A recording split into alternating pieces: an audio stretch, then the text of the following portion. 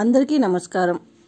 నిరుద్యోగులైన దివ్యాంగులకి ఉచిత శిక్షణ అయితే ఇవ్వబోతున్నారు. అంటే వారి యొక్క స్కిల్స్ డెవలప్మెంట్ పైన ఉచిత శిక్షణ అయితే ఇవ్వబోతున్నారు ఐటీడీఏ వాళ్ళు.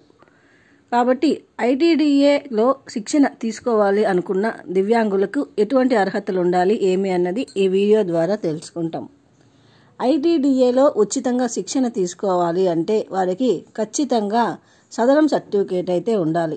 అందులో 40% నుంచి 100% మధ్యలో డిజబిలిటీ అయితే ఉండి తీరాలి ఖచ్చితంగా.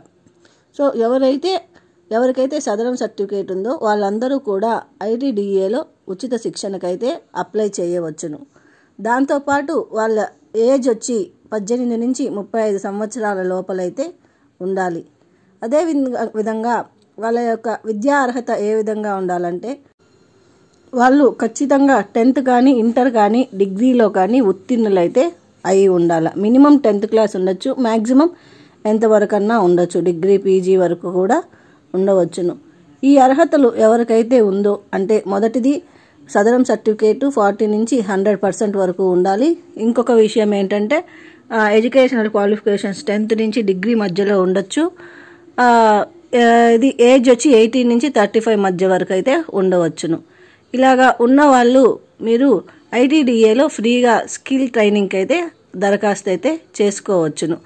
ఇది ఈ నెల 30వ తేదీ దీనికి లాస్ట్ డేట్. 30వ తేదీ 6 గంటల లోపలైతే మీరు అప్లై అయితే చేసుకోవాల్సి వస్తుంది. మీకు డిస్క్రిప్షన్లో ఒక ఫోన్ నెంబర్ అయితే ఇస్తాను.